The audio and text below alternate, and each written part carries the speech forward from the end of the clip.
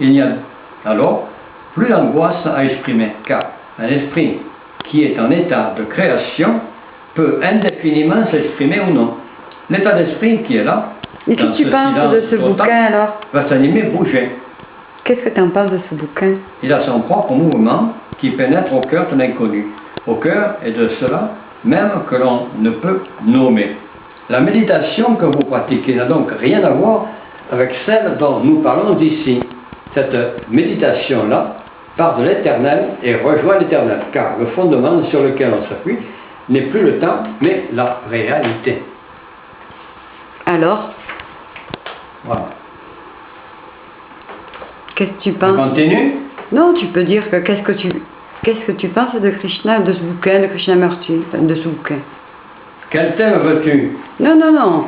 Quel est ton commentaire? Comment? Ton commentaire? Ah, mon commentaire? Bon, mon commentaire, c'est la tranquillité de l'esprit finalement, la vision des choses. Il ne faut pas rechercher à être égocentrique. Et qu'est-ce que c'est ce livre? Ça s'appelle À propos de Dieu. De qui? Voilà. Qui c'est qui l'a écrit? Krishnamurti. Mais il est un sacré qui ne provient pas de la pensée ou d'un sentiment qu'elle aurait ressuscité. La pensée ne peut ni le reconnaître, ni l'utiliser. Elle ne peut pas non plus le formuler. Mais ce sacré existe, qui n'a jamais été effleuré par le symbole ou le mot. Il n'est pas communicable, il est un fait. Krishnamurti, carné le 28 juin 1961.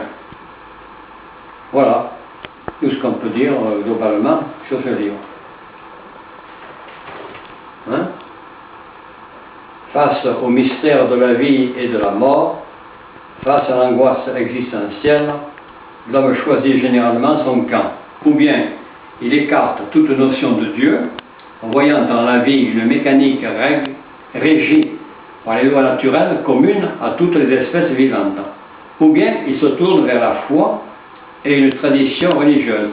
Il arrive que ces deux attitudes alternent au gré des aléas de la vie. Krishnamurti analyse très finement les racines de la croyance, expose les déviances des traditions religieuses, démontre la vanité de toute quête d'une connaissance de l'inconnaissable, sans se résigner pour autant ni au matérialisme desséchant, ni au désespoir.